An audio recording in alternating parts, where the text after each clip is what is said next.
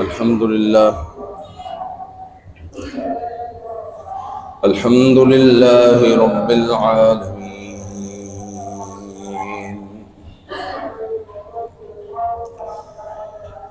والصلاة والسلام على أشرف الأنبياء والمرسلين،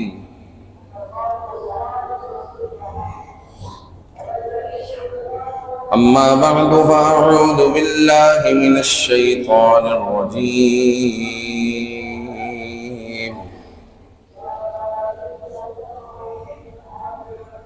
بسم الله الرحمن الرحيم. قال الله تعالى في القرآن المجيد والفرقان الحميد: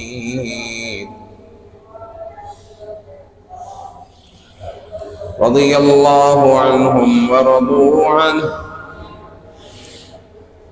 ذلك لمن خشي ربه. وقال رسول الله صلى الله عليه وآله وسلم: أبو بكر في الجنة.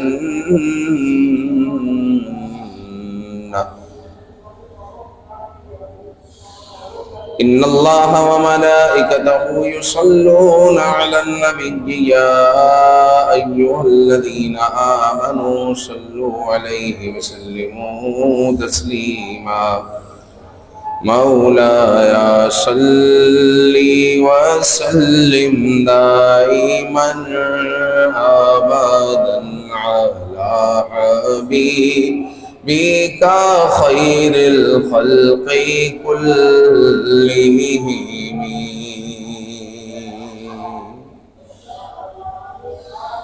محمد سيد الكونين والثقلين والفريقين من عرب ومن عجم.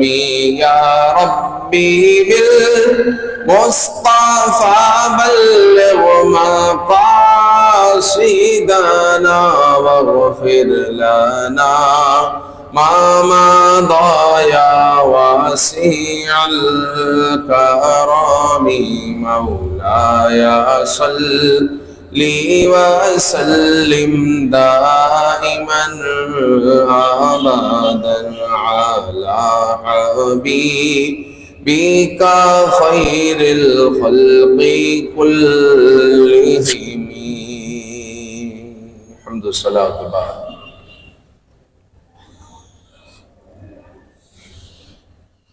حضرت سیدنا صدیق اکبر رضی اللہ تعالی عنہ کا آپ نے پہلا خطبہ سماعت کیا.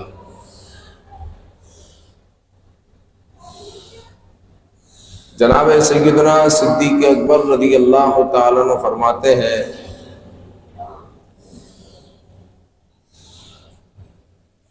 کہ لوگوں، مجھے پہلا خلیفہ بنا دیا گیا، حالانکہ میں تم سے بہتر نہیں ہوں.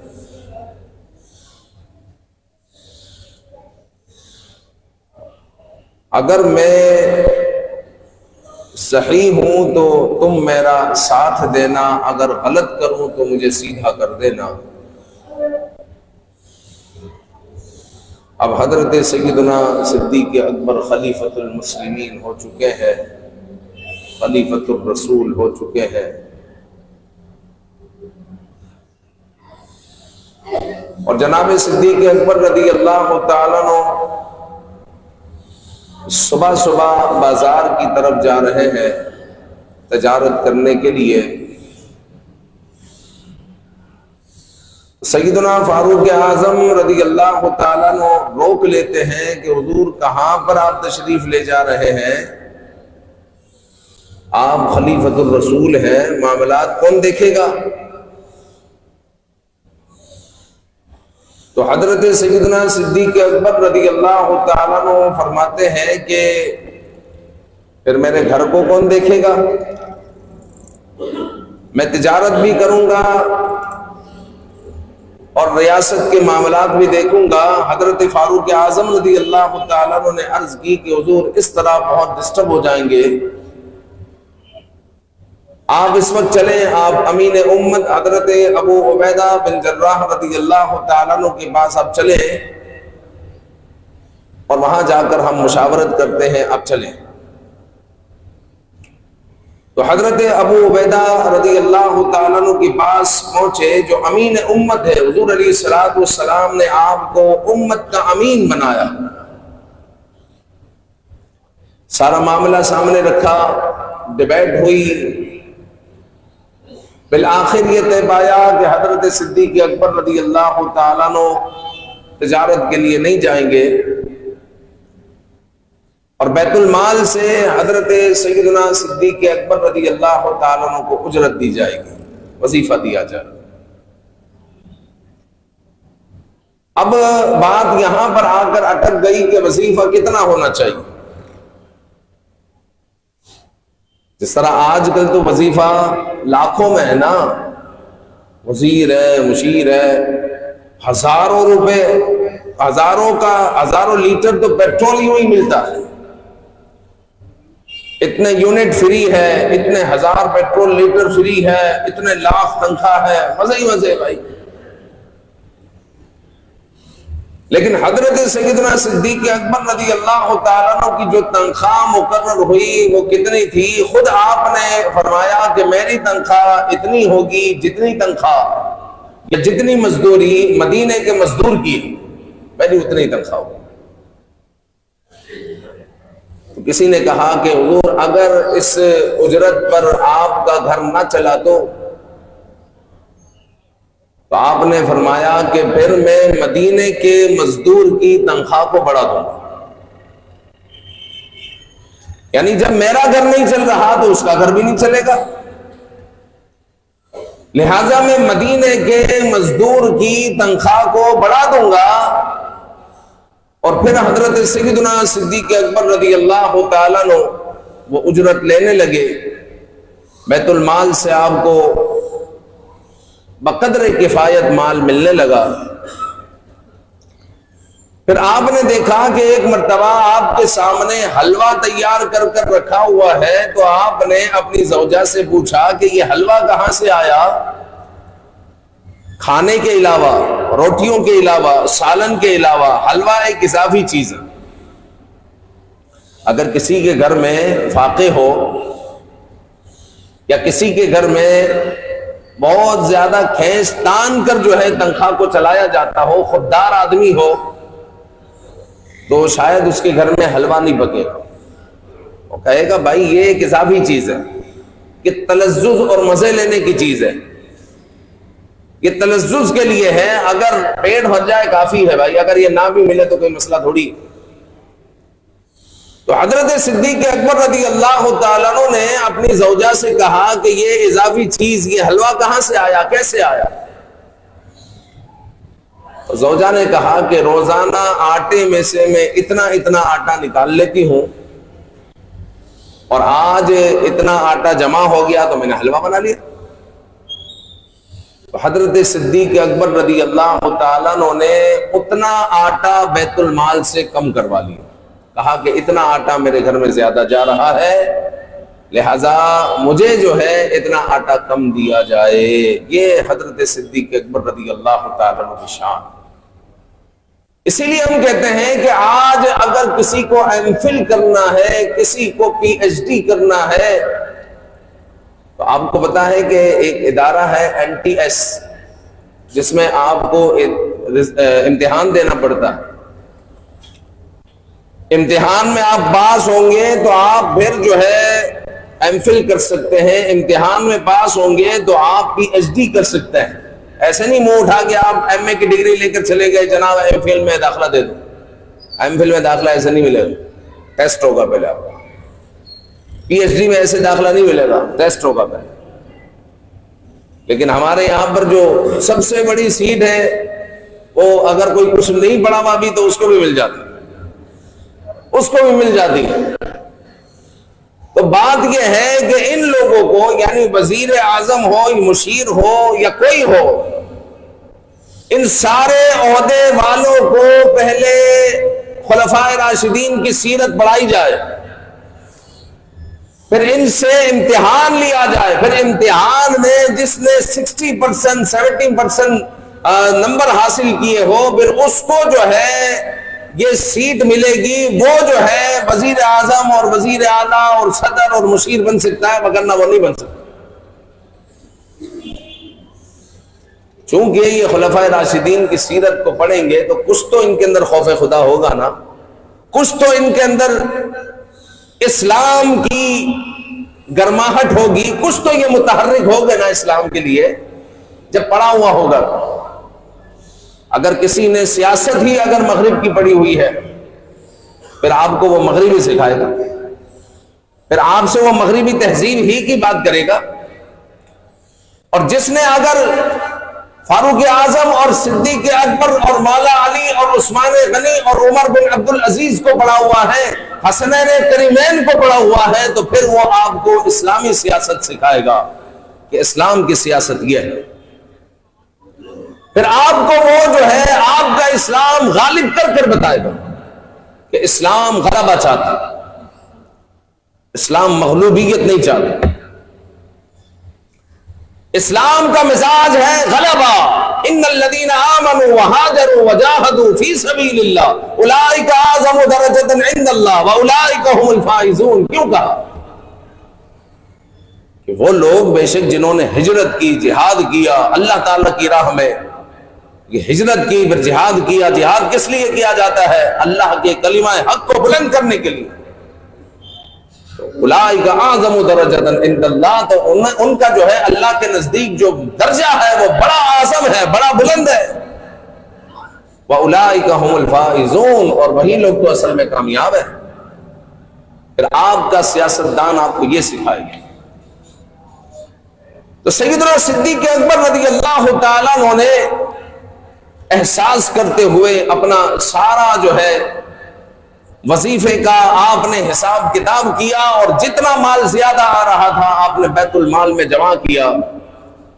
اور حضرت صدیق اکبر کی کیا شان ہے، حضور علیہ الصلوۃ والسلام کی ظاہری حیات طیبہ کے دو اہم ترین سفر ہے، ایک ہے سفر معراج، ایک ہے سفر ہجرت۔ سفر تو بڑے ہوئے، طائف کا بھی ایک سفر تھا جو دردناک سفر تھا، سفر تو بڑے ہیں۔ مکہ کو جب فتح کرنے آئے تو یہ بھی ایک سفر ہے، لیکن صحابہ کرام کا ہجوم ساتھ۔ لیکن یہ تو اسپیشل سفر ہے، سفر معراج اور سفر ہجرت۔ جب اللہ رب العزت نے سفر معراج کا حکم دیا تو رب کائنات نے اپنے محبوب کے ساتھ اس کو رکھا جو فرشتوں میں سب سے افضل و اعلیٰ ہے، وہ حضرت جبریل علیہ السلام۔ اور جب رب کائنات نے ہجرت کا حکم دیا تو رب ذوالجلال نے اپنے محبوب کے ساتھ اس کو رکھا کہ جو انبیاء کے بعد سب سے افضل و اعلیٰ ہے، وہ حضرت ابوبکر صدیق رضی اللہ تعالیٰ عنہ۔ اور حضرت ابوبکر صدیق رضی اللہ تعالیٰ عنہ ایک مرتبہ حضور کے پاس بیٹھے ہیں، اور حضرت ابوبکر صدیق رضی اللہ تعالیٰ عنہ حضور کی زبان اقدس سے سنتے ہیں کہ حضور نے فرمایا کہ 360 ایسی باتیں ہیں کہ اگر کسی ایک انسان میں ایک بات بھی ہو، کسی مسلمان میں ایک بات بھی ہو تو وہ جنتی ہے، یعنی وہ جنت کا سرٹیفکیٹ ہے۔ 360 باتیں ہیں۔ حضرت ابوبکر صدیق نے عرض کی کہ یا رسول اللہ، کیا کوئی ایک بات میرے اندر بھی ہے کہ میں جنتی ہو جاؤں؟ سرور کائنات صلی اللہ علیہ وآلہ وسلم نے فرمایا ابو بکر تمہارے اندر پوری 360 خصلتیں موجود ہیں، پوری 360 خصلتیں موجود ہیں۔ تو کیا بات ہے جناب حضرت ابو بکر صدیق رضی اللہ تعالیٰ عنہ کی۔ پھر آپ رضی اللہ تعالیٰ عنہ کو صدیق کہا جاتا ہے، اور صدیق تو سفر معراج سے پہلے بھی آپ کا لقب تھا، آپ کو کہا جاتا۔ لیکن جب آپ نے معراج پر حضور علیہ السلام کی تصدیق کی تو رب کائنات کو حضرت ابو بکر صدیق کا یہ انداز اتنا پسند آیا کہ جو آپ نے ابو جہل کے منہ کو گویا کہ کالا کر دیا، یہ کہہ کر کہ اگر حضور علیہ السلام نے یہ فرمایا ہے کہ میں آج کی رات مسجد حرام سے مسجد اقصیٰ گیا، تو یہ تو بہت تھوڑی بات ہے۔ اگر حضور آسمانوں کی بھی بات، اس سے اوپر کی بھی بات کریں گے تو میں تصدیق کروں گا، میں تصدیق کروں گا۔ اس سے اوپر کی بھی بات کریں تو بہت چھوٹی بات ہے، اگر اس سے اوپر کی بھی بات ہوگی تو میں تصدیق کروں گا۔ رب کائنات نے اس قدر جو ہے اس کو سراہا کہ حضرت ابو بکر صدیق کا نام عبداللہ پیچھے رہ گیا اور ابو بکر صدیق آگے نکل گیا۔ یعنی آج اگر یہ کہا جائے کہ حضرت عبداللہ نے یہ فرمایا تو کسی کو سمجھ نہیں آئے گا کہ وہ کہے گا کہ عبداللہ ابن مسعود ہے، حضرت عبداللہ ابن عمر ہے، حضرت عبداللہ ابن عباس ہے، یا حضرت عبداللہ ابو قحافہ ہے۔ کون سے عبداللہ ہے؟ اور اگر یہ بھی کہا جائے کہ حضرت عبداللہ ابو قحافہ، تو بھی پہچان میں نہیں آئے گی عام پبلک کے، لیکن جب کہا جائے ابو بکر صدیق نے یہ فرمایا تو سب پہچان لیں گے۔ رب ذوالجلال نے آپ کے لقب کو اتنا آگے نکال دیا، لفظ صدیق کو امت میں پہچان بنا دیا کہ امت پہچانتی ہے حضرت ابو بکر صدیق کے نام سے، خلیفۃ الرسول، خلیفۃ المسلمین، اسلام کے جو پہلے خلیفہ ہے ان کو۔ پھر حضرت صدیق اکبر رضی اللہ تعالیٰ عنہ کی غیرت ایمانی یہ ہے کہ جب ایک یہودی نے کہا تھا لقد سمع اللہ قالوا ان اللہ فقیر، کہ اس نے جو ہے یہ بکواس کی تھی کہ تمہارا اللہ کیا فقیر ہے جو زکوٰۃ مانگتا ہے، تو حضرت صدیق اکبر رضی اللہ تعالیٰ عنہ نے تھپڑ رسید کر دیا کہ رب ذوالجلال کی بے حرمتی کرتا ہے، گستاخی کرتا ہے۔ حالانکہ حضرت ابو بکر صدیق رضی اللہ تعالیٰ عنہ نہایت نرم مزاج کے تھے، آپ کے مزاج میں نرمی تھی، اتنی نرمی تھی کہ اگر مدینے کی گلی سے جا رہے ہیں اور کوئی بچی کہہ دے کہ بابا گئے ہوئے ہیں آپ دودھ نکال دو گے، تو حضرت ابو بکر صدیق اس بچی کے لیے بکری کا دودھ نکالنے لگ جائے، نرمی اتنی تھی۔ لیکن آپ کے مزاج میں تیزی اتنی تھی کہ کسی صحابی میں اتنی تیزی نہیں تھی کہ آپ دیکھیں کہ یہودی کے منہ پر تھپڑ رسید کر دیا، اور جب آقا کریم صلی اللہ علیہ وآلہ وسلم کے ظاہری وصال کے بعد جب ختم نبوت کا معاملہ آیا تو امت کو قیامت تک کے لیے بتا دیا کہ ختم نبوت کے معاملے سے بڑھ کر کوئی سنجیدہ مسئلہ ہے ہی نہیں۔ آپ نے ختم نبوت پر ایسا پہرا دیا، پوری ریاست کو داؤ پر لگا دیا تھا، پوری ریاست کو۔ 40,000 لوگ تھے مسلمہ کذاب کے ساتھ۔ حضرت ابو بکر صدیق رضی اللہ تعالیٰ عنہ نے پوری ریاست کو داؤ پر لگایا، اور جتنی شہادتیں ہوئی حضور علیہ السلام کے دور اقدس میں، جتنی جنگیں ہوئی اس میں بھی اتنی شہادتیں نہیں ہوئی، سب کی اگر کیلکولیشن کی جائے، سب کی، اب بدر بھی لے لیں، احد بھی لے لیں، حنین بھی لے لیں، جتنی بھی جنگیں ہوئی، جتنے سرایا ہوئے، سب کی شہادتوں کو گنیں گے نا، 300 بھی نہیں ہے، 300 بھی نہیں ہے، 258 ہے تقریباً۔ اور ایک جنگ یمامہ میں جو ختم نبوت کے لیے لڑی گئی، مسلمہ کذاب ڈاکو نے کہا کہ میں جو ہے اللہ کا نبی ہوں، تو حضرت صدیق اکبر رضی اللہ تعالیٰ عنہ نے اس کو اتنا سنجیدہ لیا کہ یہ حضور علیہ السلام کی سیٹ پر بیٹھنا چاہتا ہے۔ حضرت صدیق اکبر رضی اللہ تعالیٰ عنہ نے پوری طاقت کے ساتھ اس کو کچلا، پوری طاقت کے ساتھ کچلا ہے، اور ساری امت کو بتا دیا ہے کہ حضور علیہ السلام کی ختم نبوت سے بڑھ کر کوئی سنجیدہ مسئلہ کائنات میں ہے ہی، کوئی سنجیدہ مسئلہ کائنات میں ہے ہی نہیں۔ الحمدللہ پاکستان میں آپ دیکھو کہ پاکستان کی آئین میں قادیانیوں کو کافر قرار دیا گیا ہے، اور اس کی برکتیں کیا ہوئی کہ پاکستان کے آئین میں یہاں پر قانون پاس ہوتا ہے، یہ بل پاس ہوتا ہے، پوری کائنات میں جہاں جہاں قادیانی بستے ہیں وہاں جب یہ پیغام پہنچتا ہے، ہزاروں کی تعداد میں الحمدللہ قادیانی مسلمان ہوتے ہیں۔ اس کی برکتیں یہ ہوئی۔ اور آج قادیانی جو ہے خوش ہو رہا ہے کہ پاکستان کے آئین کو تو ختم ہونا ہے، اس کو تو ہم ختم کریں گے، ختم ہونا ہے انشاءاللہ۔ اللہ نے چاہا تو بنگلہ دیش سے بھی اللہ رب العزت نے چاہا تو ان کے لیے سرپرائز آ رہا ہے۔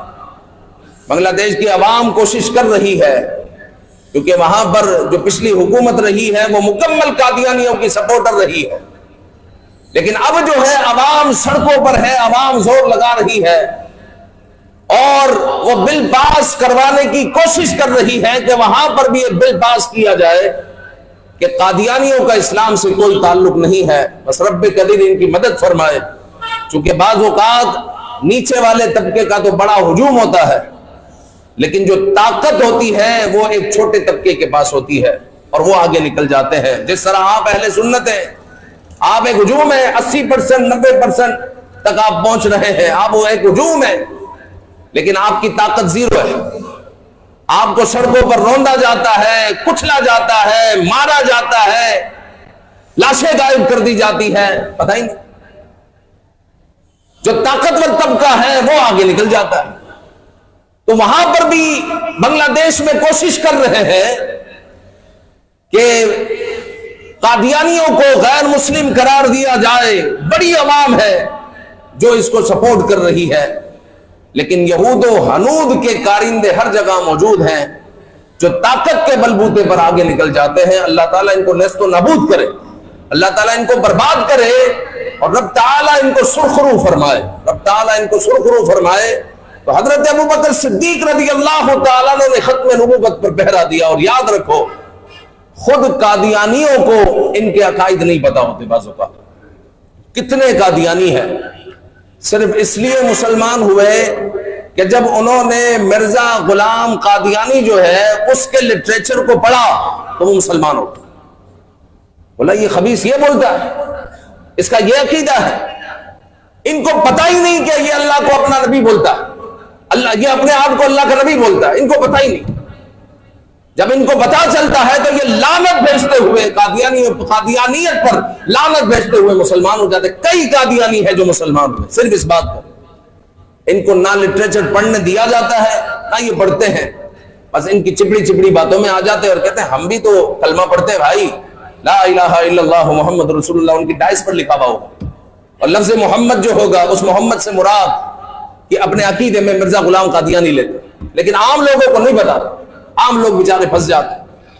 لیکن جب ان کو حقیقت پتہ چلتی ہے، یہ کتنے انٹرویوز کے موجود ہے، سینکڑوں کی تعداد کہ جنہوں نے جب ان کے لٹریچر کو پڑھا تو پھر جو ہے ان پر لعنت بھیجتے ہوئے الحمدللہ جو ہے وہ مسلمان ہو گئے۔ تو یہ بل پاس ہونے میں بڑی برکت ہے، بڑی برکت ہے۔ آج ساری دنیا کی جو لابی ہے، جو اسلام مخالف لابی ہے، وہ کوشش کر رہی ہے پاکستان کے آئین سے اس شک کو نکال دیا جائے کہ پاکستان قادیانی غیر مسلم ہے۔ تو اللہ رب العزت نے چاہا تو یہ تو شک نہیں نکلے گی، اللہ نے چاہا بنگلہ دیش سے ایک اور سرپرائز آئے گا جو مزہ بڑھائے گا، انشاءاللہ یہ سرپرائز آئے گا۔ ہم بنگلہ دیشی عوام کے لیے دعا گو ہے کہ رب کائنات ان کو کامیابی عطا فرمائے، اور وہاں پر بھی جو ہے یہ آئین میں شامل ہو جائے کہ قادیانیت کا اسلام سے کوئی تعلق نہیں، اور جو ختم نبوت کا غدار ہے وہ کافر اعظم ہے، اس کا بھی اسلام سے کوئی تعلق نہیں۔ حضرت ابوبکر صدیق نے ان کا قلع کما کر کر ان کو جہنم رسید کر کر قیامت تک کے لوگوں کو عملی طور پر یہ فتویٰ دے دیا کہ قادیانیت کا اور ختم نبوت کا جو غدار ہے، اگرچہ وہ کلمہ پڑھے، اگرچہ وہ اللہ کو مانے، ان کا اسلام سے کوئی تعلق نہیں۔ مسلمہ کذاب بھی کہتا تھا میں اللہ کو مانتا ہوں، میں اللہ کا رسول میں ہوں، یہ محمد تو چلے گئے، یہ اللہ کے رسول تھوڑی تھے، اللہ کا رسول تو میں ہوں۔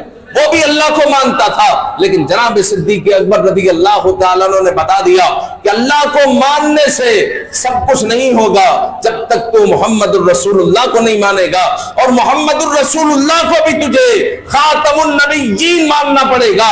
اگر تو نے نہیں مانا تو پھر تو روئے زمین کا بدترین کافر ہے، تو بدترین کافر ہے۔ رب کائنات ہمیں ختم نبوت کی راہ پر شہادت کی موت عطا فرمائے، آمین بجاہ النبی الامین صلی اللہ علیہ وآلہ وسلم۔